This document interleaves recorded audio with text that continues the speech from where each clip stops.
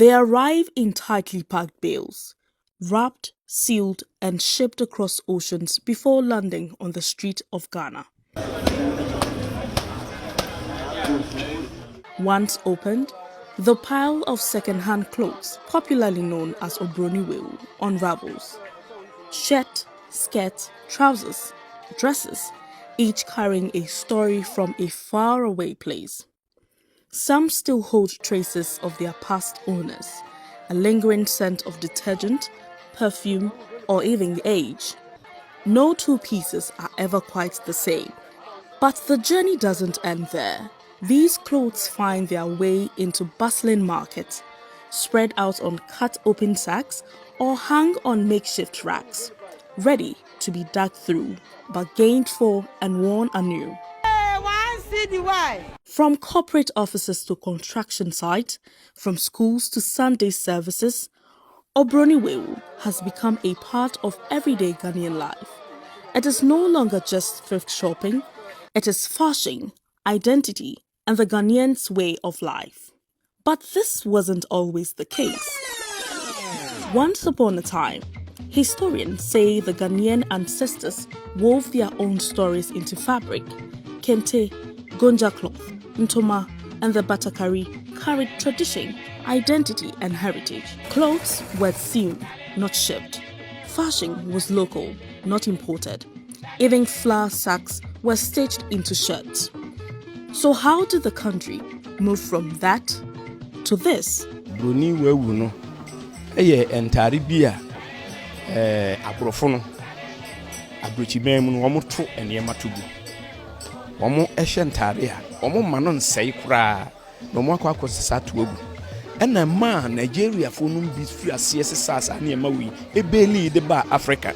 Nti omo de ba Africa no enukure ni eboai na emu ofe unse brofo de omo mpe adisi enti omo hye ne wanta na omo aja eno ye mi se obi so far idea ni say obe package e de aba ade akọ other countries minima ni say minyin ye no eno na minim say minim be be free minim like the way I don't have any idea about it, but just say me be too ye.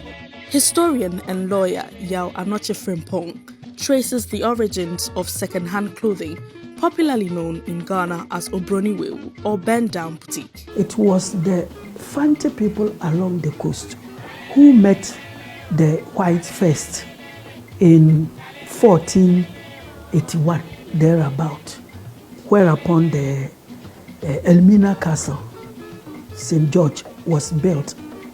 The Fantas say that, beyond the waves, the high seas, into a very natural brony, a very natural for abrofo. That's the way it became. The moment you wear African clothes, to signify that you don't wear suit to work, and you want to marry somebody's daughter, they will ask the Fantas, or your crutchy, another fratamini benin. It means you are illiterate. And this is a man who is not educated and is still dressed like the white man. Damiza onijama bwenyi bi awewu na tarina or the man. He traces the history behind Obroni W'awu. During the independence struggle, when Nkrumah went there, he discovered that the people were just like when Azambuja 1481 came to meet Nana Kwame Nkrumah and the Fante people. They were barely naked, and the women, those days, they had something to cross the two legs with the beads on. That's all that. With the men, a little something called chokoto, and that's all. Nothing on their body. So it was a CPP women's organizer called Hannah Kujo, who asked Nkrumah officially that we should import on large scale this white man's clothing to give to the people of the north, just to clothe them. He also explains why the term has remained in use over the years. The name would remain because people were importing and selling European clothing, and Obroni W'awu was cheap. at first given freely. But later when the economy became bad, those who imported would be making money out of it. And in order to kill their business, those who were importing first class, the one original, or those making the fabrics here in Ghana, very original, will have to tease you and make you feel inferior when you are wearing it in order to create a market for themselves, and then make this one such that if you are going to buy, you will hide and buy. So the Nzemers call it boutique seller, bend down boutique, something like that.